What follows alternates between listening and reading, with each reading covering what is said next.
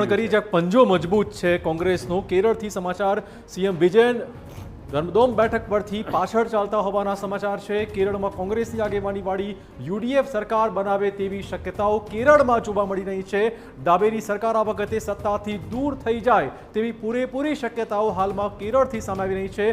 ડાબેરીઓની સ્થિતિ અત્યંત ખરાબ થઈ ચૂકી છે કેરળમાં અને હવે તે સત્તા ગુમાવે અને કેરળમાં સીએમ વિજયન ધર્મદોમ બેઠક પરથી પાછળ ચાલે. સૌથી મોટી અપડેટ છે, સીએમ પોતે આ બેઠક પરથી આગળ પાછળ ચાલી રહ્યા છે.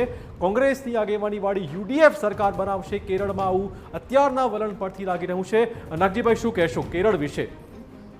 કેરળ હોય કે બીજા અન્ય 4 રાજ્યો હોય, જી, મારે હરખાઈ જવાની જરૂર નથી. પ્રજા મત નક્કી કરતું હોય છે. ભાજપની જેમ અમે આગળ નીકળી અને જલેબી મૂકી દે એવી વાત નથી. થોડી સ્માઇલ તો આપો.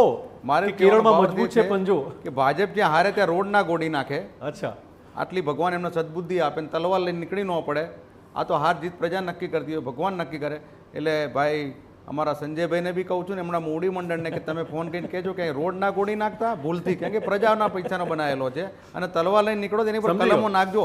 આ જ વસ્તુ જો કોંગ્રેસ વાળા નીકળે તલવાર લઈને હારી ગયા હોય તો આખા ભારતની બધી કલમો જોગવાઈમાં ચોપડો ખોલો કે જલ્દી આમાં કઈ લાગે 506, 323, 302 બધી ગાલી દે.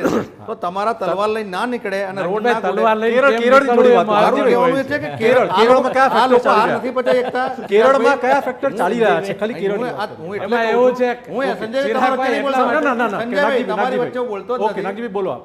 ચૂંટણી અહીંયા પણ અઠવાડિયા પહેલા ગઈ છે અને ત્યાં ચાલુ છે, ત્યાં રિઝલ્ટો આવી રહ્યા છે. એટલે હું જે કહું છું એ આખા ભારતને એટલે લાગુ પડે કે આ લોકોની માનસિકતા હોય છે, હાર નથી પચાવી શકતા.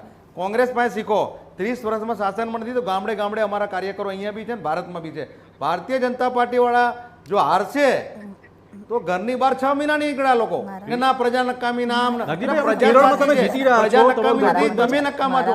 આ મારું ચિરાગભાઈ કહેવાનો ભાર છે. પ્રજાની સામે બી બોલતા થઈ જાય છે. જયારે કોંગ્રેસ જીતે છે કે હારે છે પ્રજાને જ જસ આપે છે કે પ્રજા જે નક્કી કરે.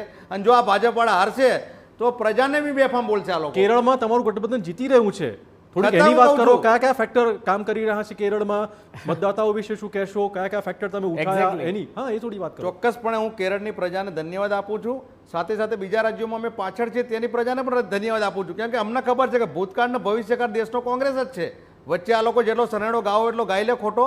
સાચો સનેડો તો કોંગ્રેસ જ ગા છે. આ જે લોકોએ ભાગલા પડીને જે દેશની અંદર માનસિકતા ઊભી કરી છે, દરેક રાજ્યમાં અલગ અલગ વાતો ઊભી કરી છે, એની નફરત છે. અમે કહીએ છીએ કે ભારતમાં રહેતા હોય ભારતીય, પછી એ કઈ જ્ઞાતિ ધર્મનો છે એ બધું ભાજપ વાળા શીખવાડે છે. કોંગ્રેસ તો એક જ છે કે ભારત પર એ ભારતીય, બીજી કોઈ વાત નથી. અમે દેશની જ્યારથી અમારા દેશની સ્થાપના થઈ કોંગ્રેસ પક્ષની અંદર ત્યારથી એક જ વિચારધારા આજ બી અમે પકડી રાખી છે કે ભાઈ નાનો માણસ છે, ગમે તે ધર્મનો છે, આપણી જોડે રાખો. ત્યારે ભારતીય જનતા પાર્ટી બહુમત વાળા સમાજને કે અમારો સમાજ તો તમે સુલ્યા મુસ્લિમોને ટિકિટ આપો છો, તો પછી 7 ટિકિટો આપી તમે એક બાજુ મુસ્લિમનો વિરોધ કરો છો. અમે કહીએ છીએ કે બધા ભાજપ પર ચોક્કસ છે. અજયભાઈ, થોડી કેરળના જીતની વાત કરીએ. કોંગ્રેસના કયા ફેક્ટર ચાલે છે અને સત્તાનો સનેડો ગાવાય તૈયાર છે કેરળમાં? કેરળની જીતની જો વાત કરીએ ને તો ભારતીય જનતા પાર્ટીએ સોરી માફ કરજો, કોંગ્રેસ પાર્ટીએ જે છે સત્તા પરિવર્તનની વાત કરી હતી. કારણ કે એલડીએફ જે છે એ છેલ્લા 10 વર્ષથી સત્તામાં છે. તમે જુઓ કે કેરળની ફિતરત એ છે કે 5 વર્ષ કોંગ્રેસના નેતૃત્વની યુડીએફ સરકાર ને 5 વર્ષ એલડીએફની સરકાર સામાન્ય રીતે ત્યાં રહેતી હોય છે.